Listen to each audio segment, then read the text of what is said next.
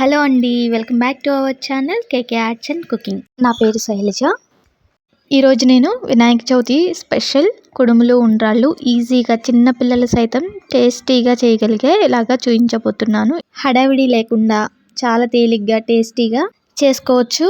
అలాగే మనం పండగ రోజు చాలా నైవేద్యాలు చేసుకుంటూ ఉంటాం కదండి. అయితే పిల్లలు తినకపోవటం అలాంటి జరుగుతున్నప్పుడు కొంచెం ఎక్కువగా చేసుకున్నప్పుడు మిగిలే అవకాశం ఉంది కదండి. దాన్ని కూడా వేస్ట్ చేయకుండా ఎలా చేసుకొని తింటే టేస్టీగా ఉంటాయో ఈ వీడియోలో అయితే చూపించబోతున్నాను. చూసేయండి. ముందుగా స్టవ్ మీద కళాయి పెట్టుకోండి. కొంచెం వెడల్పాటి కళాయి అయితే పెట్టుకోండి. దాంట్లో ఒక 2 కప్పుల వరకు నీళ్లు పోసుకోండి. మనం బియ్యపు పిండి 1 కప్పు తీసుకుంటే 2 కప్పుల నీళ్ళు అయితే చక్కగా సరిపోతాయి. ముందుగా ఒక 2 టేబుల్ స్పూన్ల వరకు పచ్చిశనగపప్పుని నానబెట్టి పక్కన పెట్టేసుకోండి. నానిన పప్పుని మనం బాయిల్ చేసుకునే వాటర్లో వేసుకోవాలి. అలాగే 2 టేబుల్ స్పూన్ల వరకు బెల్లాన్ని వేసుకోవాలి. ఇది స్వీట్ అనేది చాలా మైల్డ్గా చక్కగా ఉంటుందండి. చాలా టేస్టీగా ఉంటుంది. ఇలా వాటర్ని మరిగించుకోవాలి. చూసారు కదా, ఇలా బెల్లం అలాగే పప్పు కూడా కొద్దిగా ఉడుకుతుంది. చేత్తో పట్టుకొని చూస్తే కొంచెం బ్రేక్ అవ్వాలి. అప్పటి వరకు అయితే ఉడికించండి. ఇలా ఉడికిన తర్వాత 2 కప్పుల వాటర్కి 1 కప్పు బియ్యం పిండిని తీసుకోవాలి. అందులో బాయిల్ అవుతున్న వాటర్లో వేసేసి గరిటెతో మొత్తం ఒకసారి కలిసేలాగా కలుపుకోవాలి. ఇలా కలుపుకున్న తర్వాత ఒక 2 నిమిషాలు మూతను పెట్టేసి వదిలేయండి.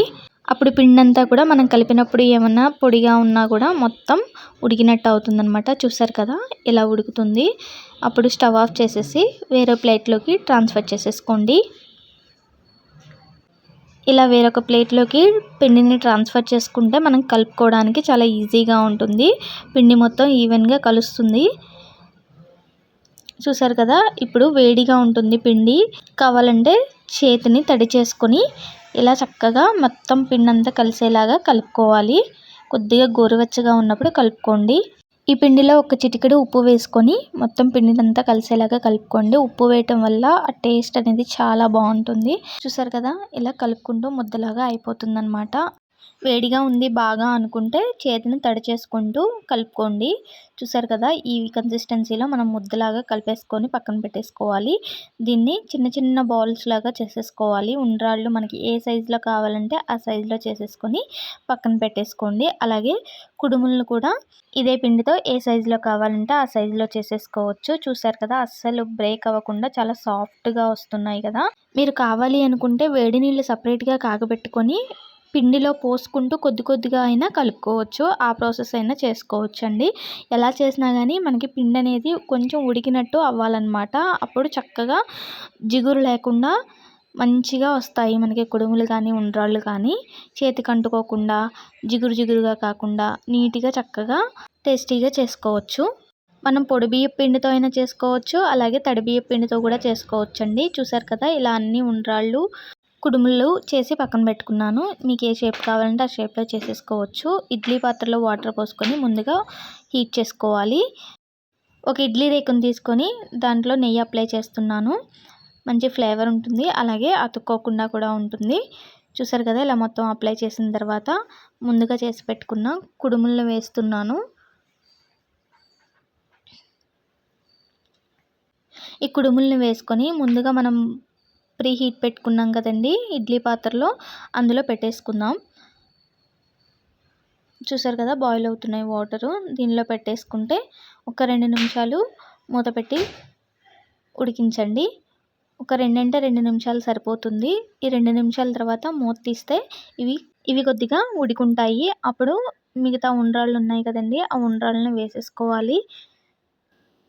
ఇవన్నిటినీ కూడా వేసేసుకొని ఫ్లేమ్ని లో టు మీడియంలో అడ్జస్ట్ చేసుకోండి. అడ్జస్ట్ చేసుకొని ఒక 15 నిమిషాలు మూత పెట్టి ఉడికించండి. నేను ఇడ్లీ పాత్రని యూజ్ చేస్తున్నాను. మీకు స్ట్రీమర్ ఏదైనా ఉంటే దానిలో కూడా చేసేసుకోవచ్చండి. ఇలా మూత పెట్టి ఒక 15 నిమిషాలు ఉడికించారంటే చక్కగా ఉడికిపోతాయి. చూసారు కదా, ఒక 15 నిమిషాల తర్వాత మూత తీసి చూస్తే ఇలా ఉడికిపోయాయి. ఒకదానికొకటి అంటుకోకుండా చూడండి చక్కగా వస్తున్నాయన్నమాట. అంతే. ఈ టైంలో మనం స్టవ్ ఆఫ్ చేసేసుకోవచ్చు. స్టవ్ ఆఫ్ చేసుకొని వేరొక గిన్నెలోకి ట్రాన్స్ఫర్ చేసేసుకోవచ్చు. చూసారు కదా, పొడి పొడిలాడుతూ ఎంత చక్కగా వస్తున్నాయో. చేతికి అంటుకోకుండా జిగురు లేకుండా చాలా నీట్గా చక్కగా ఉడికాయి.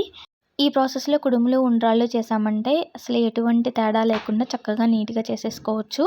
నచ్చిందా అండి? అయితే ఈ ఉండ్రాళ్ళు మనకి మిగలలేదు ఇంకా టేస్టీగా తినాలి, ఉత్తి తినట్లేదు పిల్లలు అనుకున్నప్పుడు ఇలా ఒక కళాయిలో ఒక 2 టేబుల్ స్పూన్ల వరకు ఆయిల్ వేసుకోండి. ఆయిల్ కాకపోతే నెయ్యినైనా వేసుకోవచ్చు. చూసారు కదా, ఇలా వేసేసుకొని కుడుములైనా ఉండ్రాళ్ళైనా ఒక 10 నిమిషాలు గరిటె తీసుకొని అటు ఇటు కదుపుతూ వేయించుకోవాలి.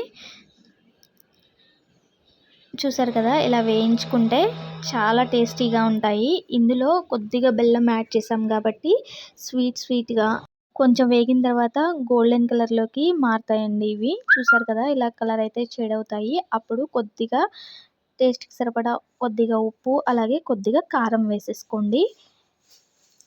ఇవన్నీ కూడా అన్నిటికీ బాగా కలిసేలాగా కలుపుకొని ఒక 2 నిమిషాలు ఫ్రై చేశారంటే టేస్టీ కుడుములు అలాగే ఉండ్రాళ్ళు కొద్దిగా తీయగా, కొద్దిగా ఉప్పగా, కొద్దిగా కారంగా చాలా బాగుంటాయండి. టేస్ట్ అయితే మీ పిల్లలు కనుక నార్మల్గా తినకపోతే ఈ విధంగా అయితే ట్రై చేసి పెట్టండి, తప్పకుండా తినేస్తారు.